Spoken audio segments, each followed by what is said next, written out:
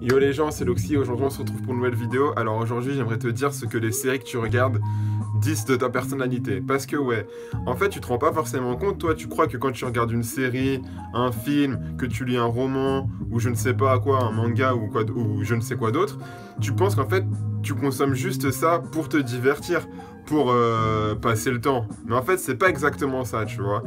Quand on regarde une série ou une œuvre de fiction quelle qu'elle soit qui implique une narration, en fait, il y a une dimension que cette œuvre résonne en nous parce que, en fait, les êtres humains, on a tous des angoisses fondamentales, en fait. Donc, c'est ce que Freud appelait le moi et le ça, tu vois. C'est-à-dire qu'en gros, t'as ton ça qui correspond à tes pulsions profondes et t'as ton moi, en fait, c'est la partie consciente qui te permet d'organiser tout ça et de former ta personnalité, en fait, tu vois. Et ce qui se passe, c'est que grosso modo, en fait, les séries et tout ce qui est narratif ou quoi, toutes les histoires que tu peux voir, les films, etc., eh ben, ça joue sur nos peurs, en fait, pour fonctionner narrativement. C'est-à-dire, quand tu vois une série, par exemple, où je sais pas quoi, t'as un héros qui doit qui doit se couper le bras pour enlever sa main d'un rocher ou quoi, tu vois, ben, toi, t'as mal pour lui parce qu'en fait, t'as une réaction d'empathie avec lui, en fait, tu vois. Et ce qui se passe, en fait, c'est que ces réactions d'empathie, t'es bien d'accord avec moi que c'est quelque chose d'un peu... tu le maîtrises pas, tu vois. Genre, quand t'as de l'empathie pour quelqu'un, c'est pas quelque chose que tu maîtrises.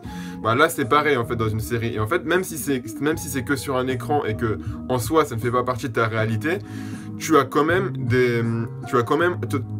ton cerveau crée quand même un lien avec les personnages qu'il voit à l'écran, tu vois, ou dans un livre, ou je ne sais où d'autre, tu vois. Et donc, en fait, ce qui se passe, c'est que, eh bien, en fonction des séries que tu regardes, en fait, tu peux deviner quels sont les points où inconsciemment tu as le plus d'angoisse ou d'angoisse ou de besoin, tu vois. Donc ici, là, je vais te lister en gros les six besoins, les six besoins fondamentaux, en fait, les six angoisses fondamentales qu'on peut rencontrer, tu vois, qu'un être humain rencontre au cours de sa vie. Donc, en un, tu as besoin de sécurité, c'est-à-dire d'être en sécurité, d'avoir sa famille près de soi, etc. En deux, tu as le besoin de distinction, c'est-à-dire le fait d'être reconnu par ses pairs, tu vois, reconnu par la société, etc., quoi, se sentir appartenir à un groupe. Dans 3, tu as le sentiment d'excitation, c'est-à-dire que dans la vie, tu vois, tu peux être ennuyé tu peux être ennuyé, tu vois, c'est-à-dire que tu as besoin de stimulus pour sentir que tu vis, tu vois. Si quand tu vis, tous les jours, tu fais, comment dire, je sais pas quoi, par exemple, un mec en prison, tu vois, il a zéro sentiment d'excitation, donc du coup, il est pas heureux, tu vois, parce qu'il n'y a pas de stimulation extérieure suffisante. En 4, tu as le besoin d'évasion. Donc en fait, le besoin d'évasion, c'est que parfois, ça revient un peu au même, mais c'est dans le sens que oui, parfois, tu as besoin de voir autre chose. Tu vois, tu ne peux pas, un être humain, c'est difficile pour un être humain de rester en cage toute sa vie ou de vivre tout le temps les mêmes choses, d'accord. Au bout d'un moment, tu t'ennuies. En 5, tu as le besoin de puissance, donc c'est le besoin de contrôle de ton environnement, tu vois, parce que, imaginons que, tu sais, dans la vie, quand il t'arrive des merdes, je sais pas, par exemple, quand t'es dans les embouteillages et que t'as des fils de pute qui bloquent qui te bloquent en voiture, toi, ça te frustre parce que tu peux pas avancer de la manière dont tu le veux et t'aimerais bien pour aller bouger, pour avancer concrètement. C'est un peu un exemple de volonté de puissance, dans le sens où t'as besoin d'avoir de l'emprise sur ton environnement. Alors, et en 6, tu as le besoin d'accomplissement, donc c'est-à-dire le besoin de réussir sa vie tout simplement par rapport à toi-même.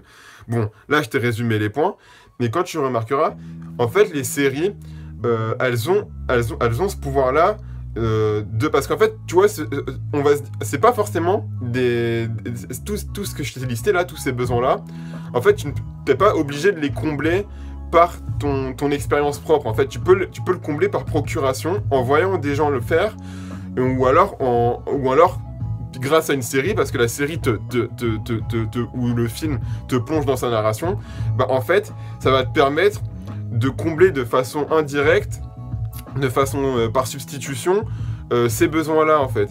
Et donc, du coup, ce qui se passe, c'est que, quand tu regardes une série, du coup, en général, les séries qui ont un effet sur toi, c'est-à-dire que tu vas apprécier ou qu'en mode tu vas te dire ouais c'est trop stylé ou en mode ouais c'est la série du siècle et tout, tu vois, c'est des séries qui te permettent de combler ces points-là, en fait, tu vois.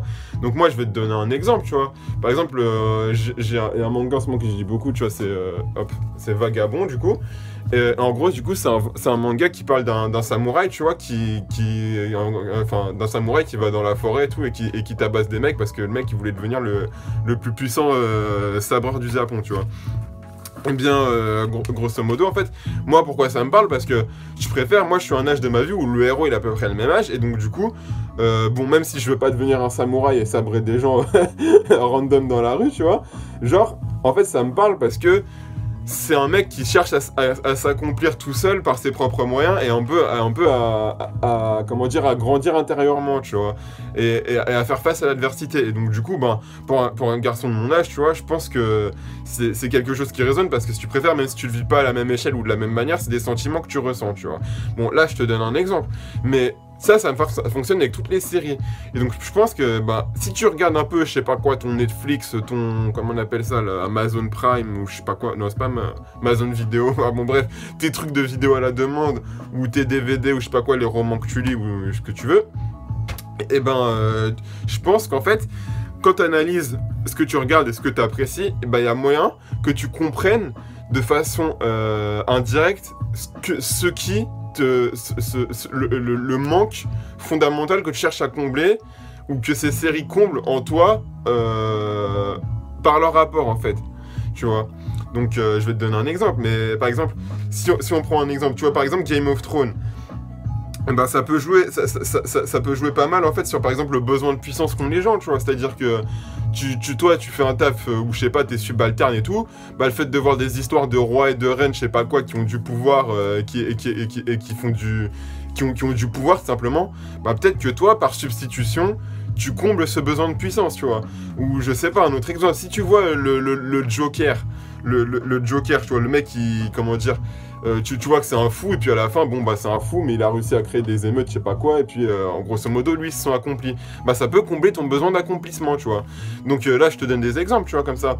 Mais en gros, ben, je t'invite, peut-être pour comprendre, tu vois, parce que peut-être que dans ta vie, tu vois, c'est possible que, genre, il y a des choses où tu sens que t'as un manque ou quoi, tu vois, mais parfois, les gens, ils savent pas expliquer ça, tu vois. Bah, je te propose de regarder les séries que tu regardes ou ce que tu consommes comme ça, tu vois. Et après, à partir de là, tu vas pouvoir savoir ce qui te manque fondamentalement de façon inconsciente. Et peut-être qu'à partir de là, ben, tu pourras essayer de résoudre ce problème consciemment, autrement qu'en regardant des séries. Parce que je sais qu'aujourd'hui, enfin, de nos jours, tu sais, avec Netflix, etc., tu vois, t'as beaucoup de gens qui consomment, qui binge-watch des séries, tu vois, c'est-à-dire qu'on regarde beaucoup et tout. Et ben, il y en a certains, tu vois, qui passent leur journée à ça. Et je pense que, ben, aussi, fatalement, c'est parce que plus tu regardes de séries, ben, plus tu as besoin de manque à combler, en fait, dans ta vie réelle. Donc, en fait, là, moi, je te propose... ben, analyse les séries que tu regardes, tu vois. Essaie de voir un peu ce que toi, ça te fait ressentir, pourquoi tu les apprécies. Et en fait, à partir de ce moment-là, ben, peut-être que tu comprendras si ça va pas bien dans ta vie, pourquoi, genre, les manques à combler, tu vois, à partir de là. Donc, voilà. Bon, c'était juste une petite vidéo comme ça que je voulais te faire. Et bon, j'espère que ça te servira. Et je te remercie de m'avoir écouté. Et je te dis à la prochaine.